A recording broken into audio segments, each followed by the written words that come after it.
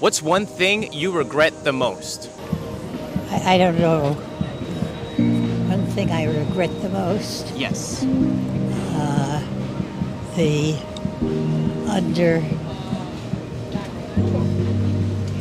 lack of understanding of black people. The economy is shit. America is shit right now. Acknowledging systemic racism is the first step towards creating a better world, but we cannot hope to dismantle something that we refuse to recognize. By acknowledging its existence, we validate the experiences of those who have been marginalized and oppressed for far too long. But acknowledgement is just the beginning. Is America a systemically racist country? 100% yes. And I never understand when the right balks at this. We tell you that the government is corrupt, that it is evil. Why do we try to push back when people say it's racist? Hi guys, welcome back to our channel. In case you're new here, my name is Maren. And I'm Maureen. Right, so in today's episode, we're going to be looking at white people who are coming forward and they're sharing the experiences of how they've realized how racism is costly in America and how they wish that they could have done something sooner. Right, and most of them are saying very important and valid reasons. Of course, the black community has known this all along. It's nothing new to them, but maybe to the ranks, they're teaching themselves this for the first time. Maybe some of them are hearing this. The most important question to ask, however, is after the hard times are over, will they still be singing the same song, or will they retreat to their corners because they're comfortable and stop walking the talk? Right, guys, let's watch this and then we come back and talk about it, the costly cost of racism in America, right? Also, let us know what you think about this on the comment section and consider subscribing if it's your first time here. Let's watch and then we come back. Systemic racism. It's a term that we often hear, but what does it truly mean? Systemic racism refers to the deeply ingrained structures within our institutions and culture that perpetuate racial inequalities. It's not just about individual acts of prejudice. It's about the systemic disadvantages faced by people of color in education, employment, healthcare, and beyond. Acknowledging systemic racism is the first step towards creating a better world, but we cannot hope to dismantle something that we refuse to recognize. By acknowledging its existence, we validate the experiences of those who have been marginalized and oppressed for far too long. But acknowledgement is just the beginning. We must also commit to taking real action. This means actively challenging and changing the systems and structures that uphold racial inequality. It means listening to and amplifying the voices of those who have been silenced for far too long. It means investing in education, healthcare, and economic opportunities for communities of color. It means holding ourselves and our institutions accountable for our actions and inactions. Bringing about a better world requires uncomfortable conversations and difficult decisions. It requires us to confront our own biases and privileges. It requires us to stand in solidarity with those who are fighting for justice and equality. But it's worth it, because when we acknowledge and address systemic racism, we not only create a more just and equitable society for people of color, but we also create a better world for all of us. A world where everyone has the opportunity to thrive regardless of the color of their skin. So let's commit ourselves to the work. Let's acknowledge the reality of systemic racism and let's work together to dismantle it. Because only then can we create a world where everyone is treated with dignity, respect, and fairness. What does systemic racism look like?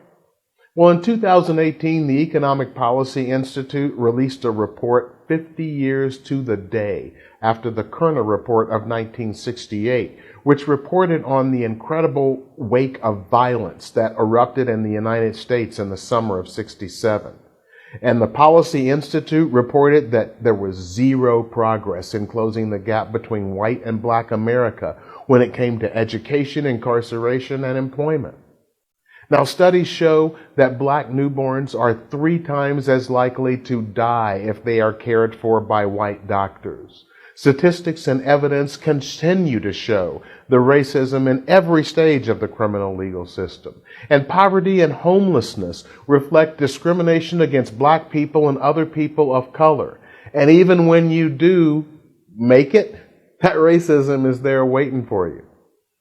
We just got reports of a black woman buying a home where the seller tried to back out after finding out the purchaser was black. Stories from across the country have indicated that in order to avoid lower valuations of their homes, black people are required to eliminate signs of blackness before any evaluation of the home is conducted. And just last week, it was announced that Merrill Lynch agreed to pay $20 million to settle a class action lawsuit against them, accusing them of race discrimination against some of those blacks who had made it, financial advisors. Allegations were that the black advisors were paid less, promoted less, and terminated at higher rates than their white colleagues. And there were specific allegations that this was based on company-wide policy and practice. Now, Merrill agreed to what was referred to as a programmatic relief program, which includes a review of the company's current and past diversity initiatives, as well as an analysis of their diversity metrics and pay equity. Now, of course, Merrill didn't admit any wrongdoing under this settlement. They claimed that the agreement was reached to resolve the matter so they could focus on the initiatives to assist black financial advisors and their clients. And in evaluating their claimed reason for the settlement, it's probably worth knowing that in August of 2013, Merrill also agreed to another settlement involving allegations of race discrimination, and that one was settled for $160 million. If you're looking for systemic racism and you can't find it, it may be the problem of not seeing the forest because of the trees. America's system is a system of racism. That is the foundation of that country. And I think like growing up, I always thought and we're told, this American dream, even us as Americans, it's an American dream. And if you work hard and get your education and do the right thing, you can get ahead. And then black people, black Americans, they tell us the same thing. Oh, black people, slavery's over. Racism is over. Just get your education. You can get a job. You can make money. You can have a nice life. But then, and you believe it. You believe it because, yeah, I'm buying into it. But then you realize when you get to a certain point, I'm climbing and climbing and climbing, and there's only so far they're going to allow you to go. And on that top 1%, 0.5%, because I definitely made it to the 1 to 3% of Americans for sure. But the top 0.5%, we're talking about the billionaires. I'm not a billionaire. I'm talking about the people that run the country. I don't run the country. They only a fraction. They're only going to let a few people with some brown skin in there. Is America a systemically racist country? 100% yes. And I never understand when the right balks at this. We tell you that the government is corrupt, that it is evil. Why do we try to push back when people say it's racist? We had institutionalized slavery in this country, followed by Jim Crow, that entrenched laws upon laws upon laws. Does that mean everybody working in our government is currently racist? No. Does that mean we still have laws on the books that were put there with racist intent or that have racially disproportionate outcomes? 100% yes. Look at the public school system, where we had redlining that determined where people lived based on their zip codes and their skin color for decades. And that now determines how much money goes through public schools. And this is why you see black kids trapped in cycles of poverty in our government schools for decades and decades and decades. That's why we need school choice. These arguments support our policies that we're pushing for because we actually want to see all communities lifted up. Look at the criminal justice system.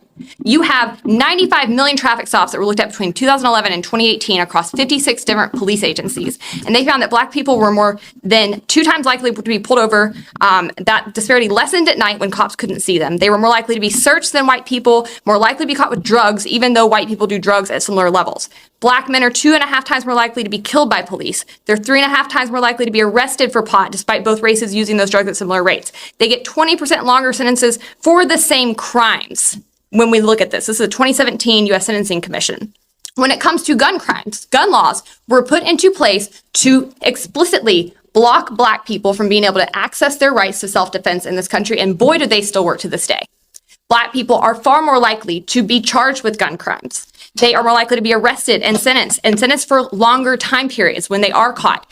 As a whole, there are still so many areas across this country where we are continuing to see the government harm people of color at disproportionate rates. And what that should tell you is that we need to limit this freaking government and get it out of people's ways and giving it the power to do this to people. That's the end game. So, we're gonna lay off a whole bunch of people again. And I already was struggling so hard, actually low-key, to even keep the current roof over my head. And now, I have no idea how I'm even going to get through the next few hours. I just don't understand. But yeah, the economy is shit. America is shit right now. I feel like there's a really big plan for them to, tank this so that we have to rely on other things, other people. It's fucking shit. Do you want to know how bad healthcare is in America? Here's how bad it is. I get stitches, cut my finger the other day. Go into the hospital, get my stitches done. No big deal, whatever. I have to wait 2 weeks to get them taken out. In the meantime, I get billed for my visits. Before insurance, for 5 stitches, $3,800. After insurance, $1,800. Or $1,900, excuse me. After insurance, $1,900 for 5 stitches for a terrible hospital visit. Anyway, fast forward, so I get my bill and it's time to take the stitches out, so I schedule an appointment at the urgent care that is associated with the hospital that I went to, same company. So I schedule suture removal appointment online, and then I go in for the appointment and they say, sorry, we're not going to take those out. Since you got them done at the hospital, you have to get them removed at the hospital. I said, why didn't you tell me that when I scheduled the appointment online? They said, sorry, go to the hospital. So I go to the hospital. And then I wait around for a while in the ER, and then I get back and I ask the nurse, hey, this is what happened. They turned me away at urgent care, told me to come here, that you guys would do for free. Is that true? And the nurse said, let me check on that. I'm going to check with billing really fast. So they go check on billing, and then they say, sorry, billing says that you'll have to pay to get these stitches removed. And I said, that really sucks because I paid $1,800 to have that done after insurance. And they said, that is absolutely ridiculous. And I said, I know. And then I said, gonna be honest, I'm not going to pay any more money to the hospital because I already paid too much anyway. So I'm just going to go. And I said, I think I might just remove them myself. And they said, that makes sense because that was so much money. So we'll just take you off triage. It'll be like you're never here. Don't worry about it. And then they were like, you know what? Don't tell anybody we gave you this. And they gave me a little kit to remove my stitches myself. So that's a little story about healthcare in America. $1,800 will get you 5 stitches, and then nurses have to go behind the backs of the hospital to get you treated. So that's pretty stupid. So guys, welcome back. Let us know what you think about the episode we just played, right now in America, I feel like the white population, majority of them, or should I say a few of them, are realizing the black experience and they're not liking it because it's happening to them. There was a guy towards the end of the video who was talking about how he went to the hospital and right now nothing is affordable and he had to go back home and remove his stitches. And I find that situation quite sad, to say the least. But it's not anything new amongst the black community because most of the black community, this is the experience they have been passing through. And to set that aside, also the systemic racism. When you find a doctor, it's a palm-colored doctor, and this palm-colored doctor doesn't want to pay keen attention to you because they believe you can take this, that, and the other. Right. And something also they said, we've done some couple of episodes talking about systemic racism in the medical industry. And the funny thing is, I'll always remember the palm-colored lady who came to our comment section, but I'm not judging her because I'm hoping she's here to learn. But I'll never forget how she came forward and she really didn't think that was a thing, that black people being discriminated against was a thing, And there's another person here who's mentioned, and these are statistics, facts. It was a study that was carried out so that they could be talking from a point of knowledge, And he was talking about how black babies die more often when they land in the hands of palm-colored doctors. And I'm asking myself, why is that because a baby is a baby, the only thing that differentiates them is the color of their skin. Otherwise, they all have the same bones,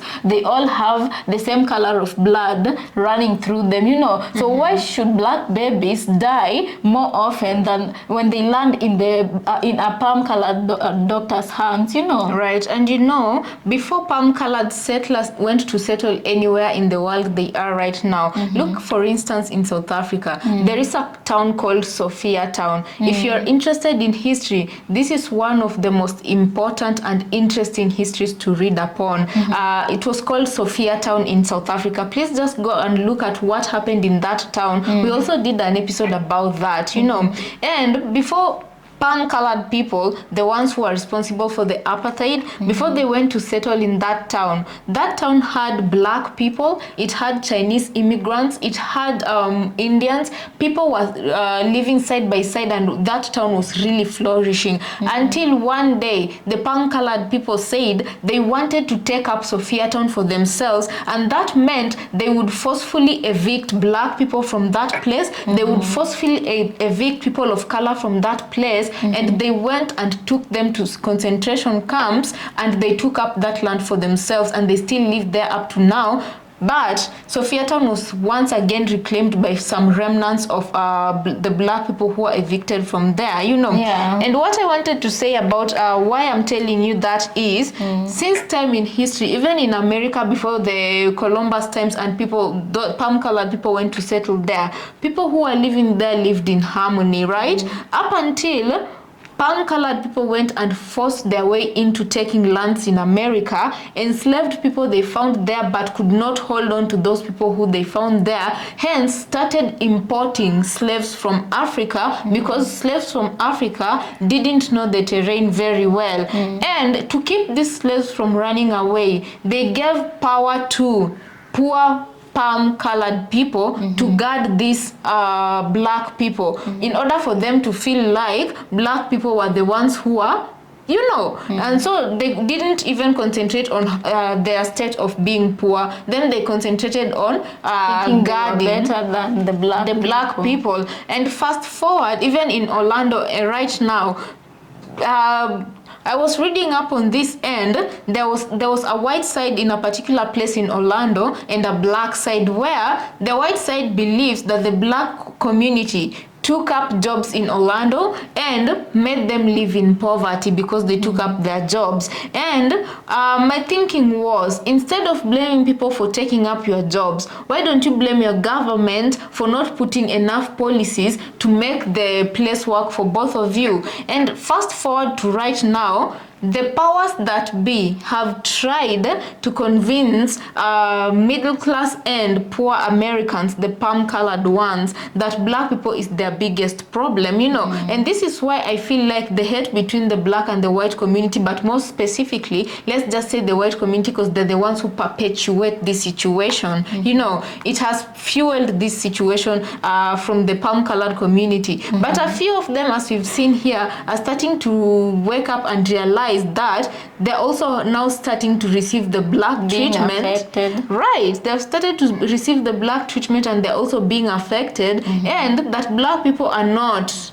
their biggest problems, and that they should have listened to black people when black people were saying the economy is broken, when black people were saying the system is broken, you know, because right now only the powers that be are benefiting. And then let's talk about something very important. There was an elderly woman who was talking about at the very beginning, the only thing she regrets is that she didn't have a better understanding of black people, and she wishes she would, you know. The lady who was on a wheelchair, and I'm, you know, like, she's like an old lady, so you're like, what happened in her time for her to be asked such a question, and the first being that be the very first answer she thinks of, you know. And I'm like, exactly how did she impact during the times that she didn't have the understanding of black people? How did she impact the black women and men and children around her at her time, you know? And I'm like, this is such a sad situation, because if an old lady at that age can come to this understanding, meaning, you know, the black people in her life really passed through it, you and know. I wish like all palm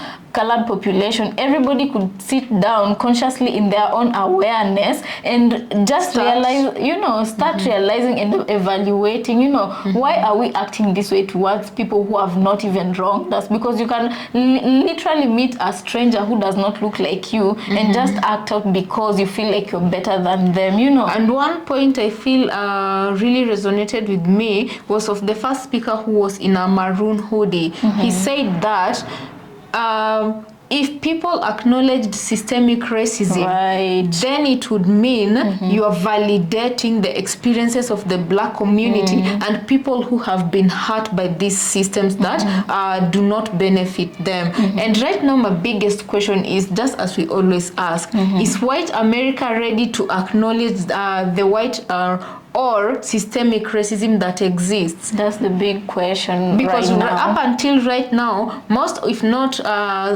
all of them, but most of them believe that systemic racism doesn't exist and that the system works just perfectly fine the way it is. Yeah. And another thing, guys, I heard about, somebody was talking about the home evaluation thing, if you're Black or white. Right. And I remember that story on TikTok. A guy was talking about how he realized these people were racist when they were evaluating his home, because when he wanted to sell his home, he called them to evaluate, and he had his family photos hanged around, and you could literally tell it's a Black owner, so they would give him the value of the home below what he expected. Like, it was really, really low until he decided, wait a minute, this is very, very unusual. Because he knew the worth of his property. Exactly. So he took his white friend to pose as the homeowner, called the same company to come and evaluate his home, and then but different people were sent. But now the difference is he removed his family photos and everything that indicated that